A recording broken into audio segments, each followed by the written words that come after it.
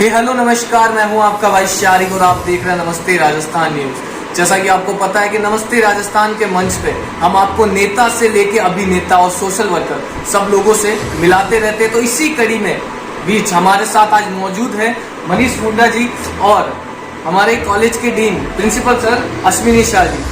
तो सर, मैंने आपके बारे में पढ़ा भी है और सुना भी है, आप एक सोशल वर्कर भी है और आप नाइजीरिया से आए हैं और फिल्म वगैरह में भी आपकी रुचि है। मतलब मैंने जहाँ तक आपके बारे में नॉलेज हासिल की, मतलब मल्टी टैलेंट है।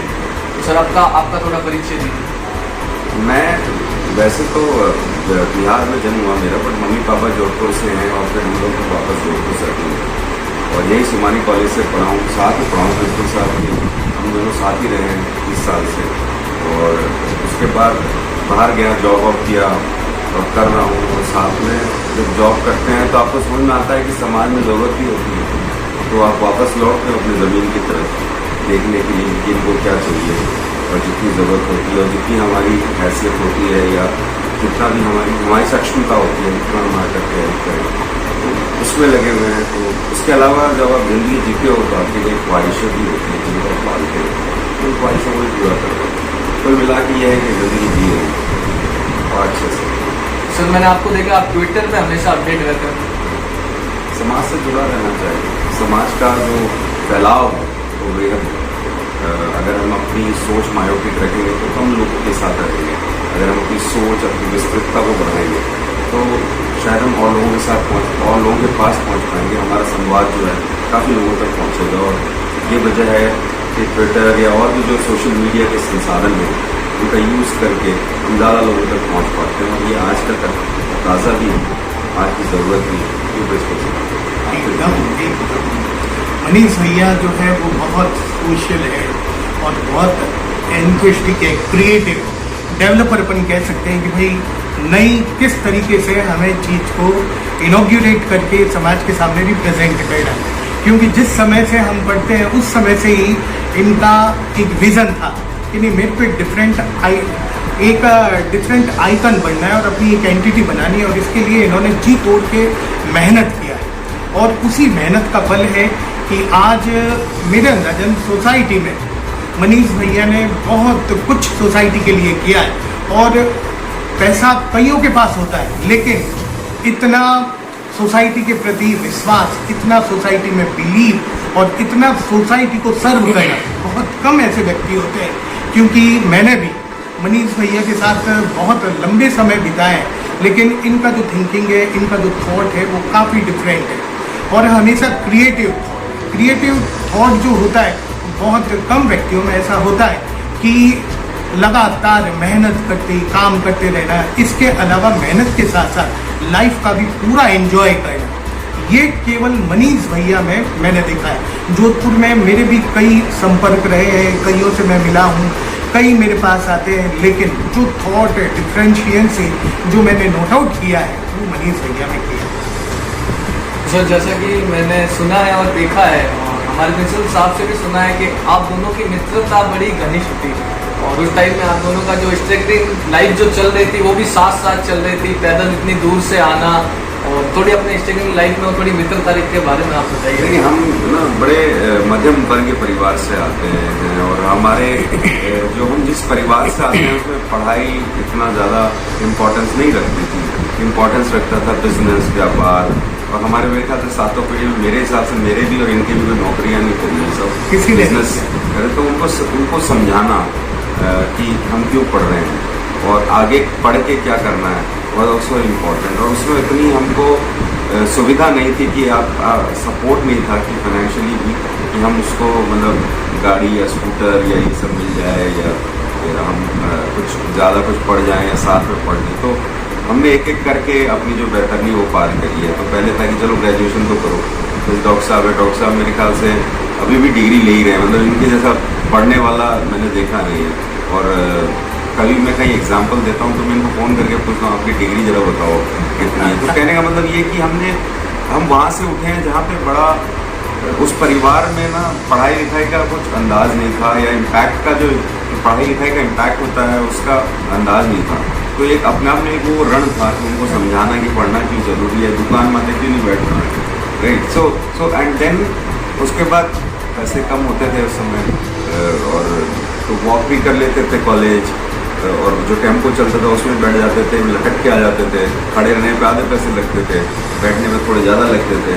तो 2 ऑप्शन थे। वैसे तो हमने काफ़ी वैसा कुछ काम किया है, और बट उस समय भी हम लोग, हमारे पास एक था जहन में कि कुछ करना है यार, इन रेडियो को तोड़ना है, कुछ आगे बढ़ना है, कुछ करना है, और अपने आप को तराशते रहते थे, अपने आप की मेहनत करते रहते थे। और हमारा एक ग्रुप था जिसमें हम लगे रहते थे कि भाई क्या करना है, कैसे करना है, आगे बढ़ना है।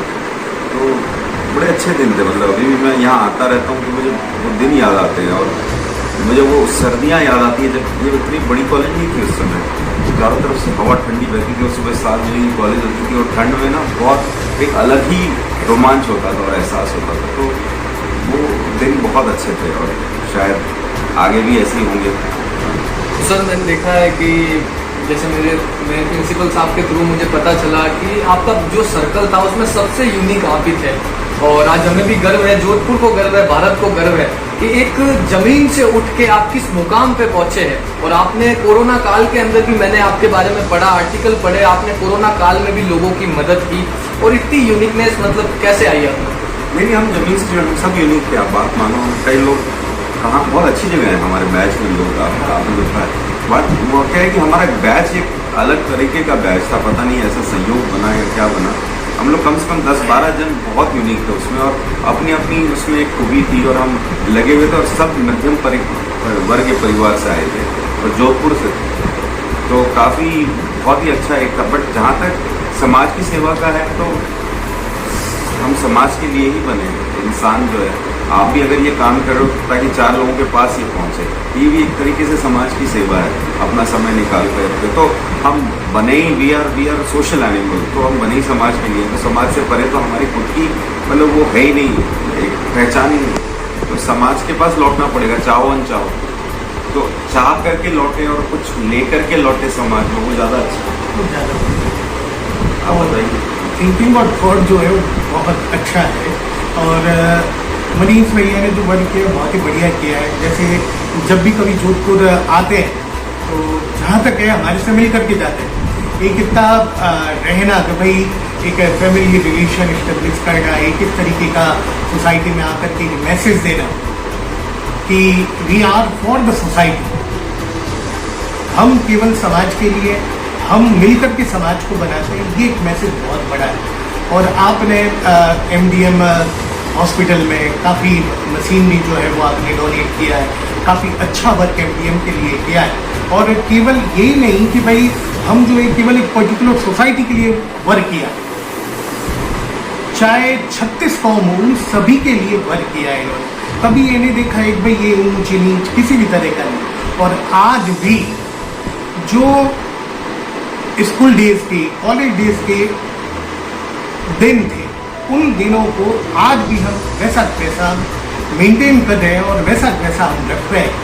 तो हमारे को भी लगता है कि नहीं भाई हमने वाकई में बहुत अच्छा वर्क किया है। और हमारे बैच में बहुत अच्छे पर्सन थे, और हमें गर्व इस बात का है कि हमने सोमानी कॉलेज से, कॉमर्स कॉलेज से, इस कॉलेज में जो हमने पढ़ा है उसे काफ़ी कुछ गेन किया है। मैं आपको बता रहा हूँ एक्चुअली राजस्थान में one of the best college है सोमानी कॉलेज। मतलब मैं आज के बच्चों को, आज के माता पिता को बताना चाहता हूँ कि अगर आपके बच्चों को आप आगे बढ़ाना चाहते हैं, स्वच्छंदता, इंडिपेंडेंस अगर दिखाना चाहते हैं, उड़ना सिखाना चाहते हैं, तो सोमानी कॉलेज है। मतलब इतना अच्छा कैंपस है, इतना अच्छा, इतनी अच्छी पढ़ाई है, और प्लस आगे बढ़ने की इंडिपेंडेंस है।